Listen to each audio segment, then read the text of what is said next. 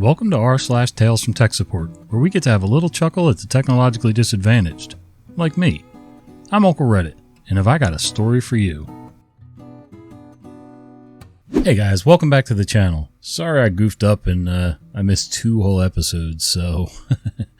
But you'll have your Friday episode back, and maybe I'll do a bonus one over the weekend, try to help make up for the ones that I missed this week. But we're back from Florida. Everybody's good. Had a safe trip. Oh look, Nickel's back.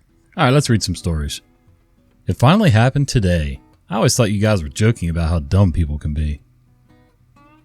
Just had my first ever 100% true ID10T error call at work. Had someone email me asking me to call them when I could. I phoned her and she asked if I had a replacement mouse I could give her. I asked what was happening to her current one to see if we can troubleshoot it first before total replacement. Usually just a dead battery on a wireless mouse. Oh, nothing's wrong with it. Someone used it while I was gone, and with COVID going around, I was afraid it would be contaminated. I let her know that we were currently in short supply of mice and to sanitize it with copious amounts of Lysol and Lysol wipes as a solution. How's your Thursday going so far? Yeah, I can sort of understand that. I mean, I'm not usually that worried about any kind of germs. I don't care what kind they are, but I don't really blame the user for asking about it. It would have been nice if she was a little more direct and said, hey, listen, somebody used my mouse while I was gone. Is there any way I can sanitize it, clean it, whatever, and then go from there? But yeah, I don't know if it was that dumb a question, but it was a little weird. Saying you messed up isn't hard to admit. I work as an SD analyst in a hospital, but we're located 5 minutes further in an admin building. So I get this doctor on the phone who has issues logging into Citrix Secure Hub on the phone. I sent him the guide that we provide our users that includes trouble-free step-by-step pictures. Step 1 was entering the organization's URL. The doctor tells me it doesn't work. I decided to tell him by letters on how to enter it. He proceeds to get frustrated and tell me that the issue is with the app. I proceed to troubleshoot by asking to reinstall, update, etc., etc. Casual analysis. He insisted that he did all that already and won't do it again. I tell him, okay, then since I can't find the issue, please come visit us at our office down the road when you're free. He shockingly agrees. Half an hour passes. He visits me at the office and hands me his phone, all angry and pissed. So I grab it, and the first thing I did was enter the link, and guess what? Wow, it worked! I tried to be all cool about it and continued to sign him in. Once I finished, he wanted to launch one of the applications and sign in first because he insisted this one won't work for sure. He signs in with his domain credentials and it didn't work. He shoved his phone in my face and gave me sort of an I told you. I asked him kindly re-enter again as the phone might have had an issue entering it. He proceeds and wow, what do you know? It worked. He's all embarrassed and starts being all nice and kept on thanking me for being patient. I just wish the same could have been said since this was an issue that could have been solved over the phone and within 5 minutes. It can be hell sometimes, but sometimes I gotta admit it does make you feel just a tad better when you show them how simple their issues are when they choose to be impatient. End of rant. I have that at home too. People get very impatient with their devices, and I do it too. Hey, I'll scream, start yelling at my devices. Oh, this stupid thing. Well, it's not the stupid thing. It's me. It's the guy doing the input. I mean, sometimes there's a glitch, but usually a quick restart will fix most of that. The rest of it's just human error, But it is hard to admit when you're wrong, especially if you're a doctor, I guess. A story of how my greatest accomplishment has flown completely under the radar. Buckle up, this is a long one. Background: I served in the military for 13 years as a legal specialist and court reporter. All of my IT experience is just me figuring it out using Google and guessing. Got out and immediately was hired for an IT job that they rewrote a little so I could also do cool court reporter stuff with some AI and fancy audio equipment. I've been doing that for 3 years as of last month. This story isn't about the court stuff, that's going swimmingly. FYI, there's some nifty speech-to-text stuff out there, but I digress. We'll start a few years before I got out. I was working in a place with a civilian IT guy. He was supposed to have a supervisor, but that position had been vacant for years. It was a 4-person department, and he was flying solo. He quit, and I ended up taking over what was explained to me as his daily job. Basic help desk stuff, mapping profiles, network permissions, group email account management, phone transfers, etc. Very small potatoes. Again, no new hires, and I did this by myself for an office of about 60 for 2 years. I got out and was asked if I wanted to come back as the new civilian IT guy. The pay was good and I didn't have to move and already knew the staff and assets, so I accepted. They also finally hired the supervisor's position, a guy with a lot of management experience. About 6 months after we started, we got a call from the enterprise level guys. They were informing us that they were shutting down a system we were supposed to be managing because it hadn't been authorized or recertified in 7 years. It was an aging Lotus Domino server around 23 databases, each with tens of thousands of records that, oh by the way, are mandated by Congress to keep for 10 years. It was a homebrew setup, no support or maintenance except for what the every 3-year rotating people had Googled enough to fix some issue. So many busted agents and looping actions, an email notification system rigged to a commercial email rerouter that no one had the login credentials for. The admin and the ACL were long since retired, and here I was with zero clue except someone once said, "He's good at computer stuff." Luckily, my supervisor knew exactly what was wrong and how to submit the paperwork to fix it, and he thought it would be a good idea to have me do it so I could learn. Great idea. So I slowly got a package together, submitted it, and it failed. Immediately. Expired this, outdated that, tons of security flaws in the web interface. Ended up teaching myself what a salted hash was. Deleting all 3,000 users' passwords and creating a temp login reset so anytime someone logged in with a black password field, they had to set a new password. First bullet dodged. Then disaster struck, several times.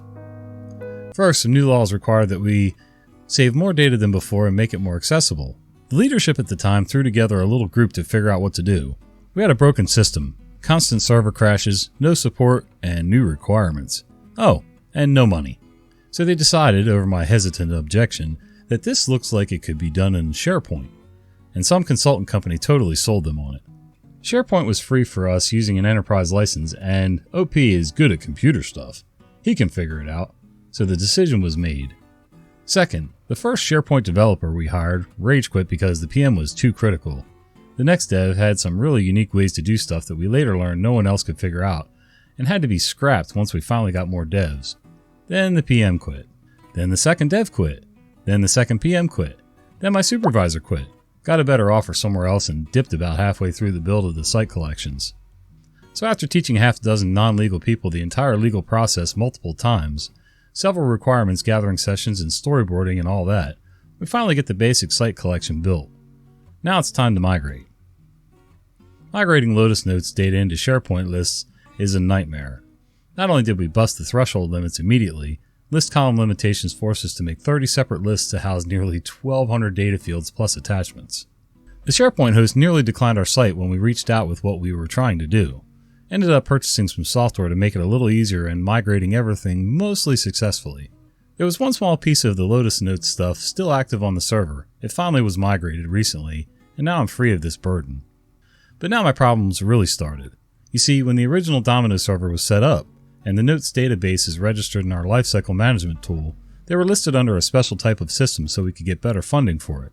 This came back to bite me in the cheeks because those special systems are built to be permanent and have secretariat level oversight on budgeting and management.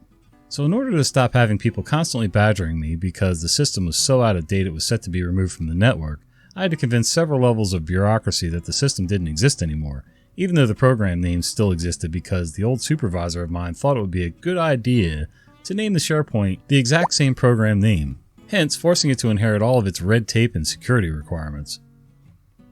During this time, Lotus Domino, now IBM Domino, was sold to a company overseas and the network security folks were adamant that it be shut down immediately. So stuck between the NOSC and a congressional data capture mandate, I did the only thing I could think of. Cracked open some old policy documents and started learning how one could decommission one of these special systems. After several weeks of emails and investigation, and a boatload of people wanting to each see for themselves the new SharePoint site and how it was used, and was there any API or cloud storage or anything extra that kept it in the enterprise definition of a system? 2 or more hardware and software components used in conjunction, and thus keeping the old rules and red tape in place. Today I finally got the final all clear to shut down the old Domino server and recategorize this special project. It's been an exhausting journey, but I learned a lot. I don't think anyone in my office has any idea how close we came to losing the last 10 years of data and what it took to move everything and change the categorization. But I know, and now I can rest easy and get back to what my job description actually is. If you stuck around this long, thanks for reading. Yeah man, gotta love all the bureaucratic red tape. It just amazes me that all these policies and procedures and crap is put in place to make things more secure and more efficient. Yet all it does is muck things up and really it doesn't protect anything. Security in these situations is just kind of stupid and pretty much non-existent. POS support issues. Over the past 50 years, I've spent the last 30 doing tech support and testing and planning for various point-of-sale systems. Yes, POS covers it nicely. Anyway, about 15 years ago, the primary vendor changed from one large IT company to another. Since I was the one in control of the baseline, software and hardware, everything that was a proposed change came through me before going to the field. Went on leave, 1 week away from the office, but still available online and working. When I got back, thought that everything was going well. No problems reported while I was out, which should have been a good thing. Had a meeting with the prime contractor the next week, and one of the bullet points in their presentation was they had installed software at all of the POS locations while I was out. I didn't authorize it, and no one, supposedly, knew anything about it. The software had to do with how to handle credit card transactions when the store would lose their internet connection. They would store the transactions with an encrypted card number and encrypted security code, then process the transaction when the connection came back up. Interesting. That concept had been around for a while and was not supposed to be implemented without a lot of testing. As you can imagine, a lot of impacts depending on how long the network outage lasted. Anyway, started testing this in the lab and found that it didn't work. When the card number was decrypted to be processed, it was all zeros, and the middle 8 numbers of the card. Same for the security code, all zeros, so the transaction would fail. This had been installed at all the remote sites. Then a major internet outage occurred, lasted about 2 days. All the credit card transactions were processed in this mode. The retailer lost millions in transactions. For this retailer, the average transaction was better than $600. Ouch. Now the fun begins. The contractor has no fallback position and no way to recover the data. It fell to me to figure out a method of recovering the transactions. Yes, there is a way to recover them.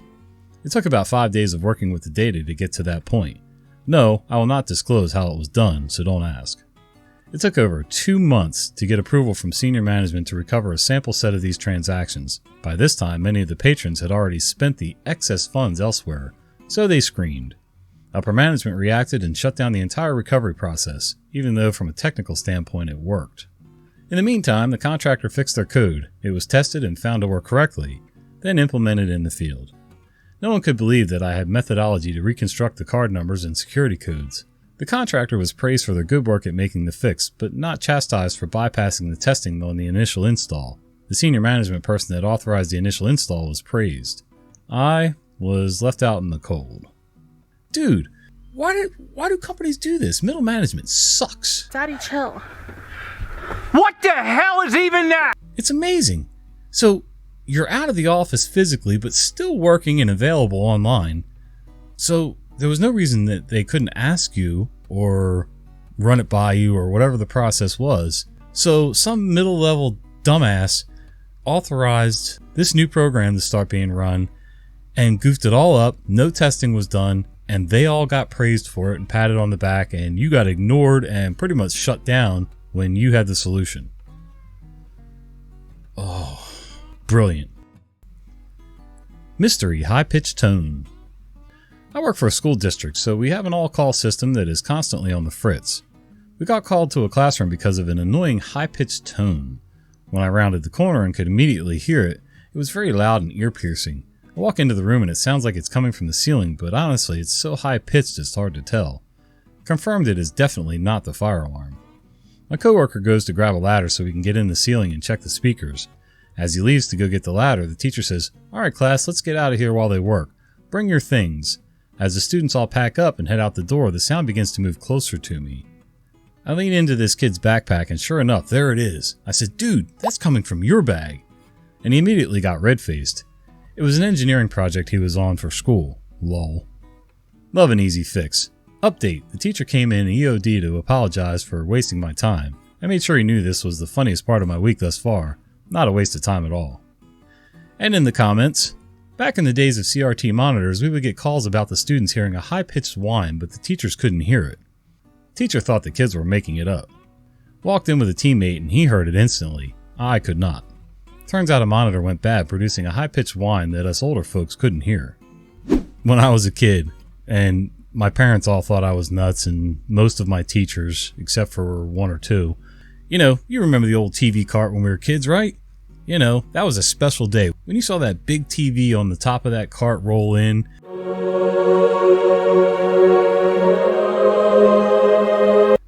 We didn't have a VCR at the time, but it was to play live things like, space shuttle launches and news conferences and things like that. Anything that was on film was still, you know, the reel-to-reel film projectors. Anyway, but when that big TV came in and they turned the power on, I could hear a high-pitched whine. If the class next door to us had the TV and we didn't, and they turned it on, I could hear the high-pitched whine. When I was sent to bed as a small kid and my parents would turn the TV on to watch whatever show they watched after I went to bed, I could hear the high-pitched whine. Only on the old TVs. I mean, I could hear it plain as day. Nobody in the house heard it. Maybe the dog, I don't know, but the dog always made funny faces anyway. So anyway, yeah, so there are things out there that make little high-frequency noises that some people can hear, and I can still hear it these days depending on what's running around me. Now add tinnitus on top of that, and it's a wonder I'm even remotely sane. Hey guys, if you enjoyed this video, do me a favor. Click this one here on the screen. I think you're going to enjoy it. See ya!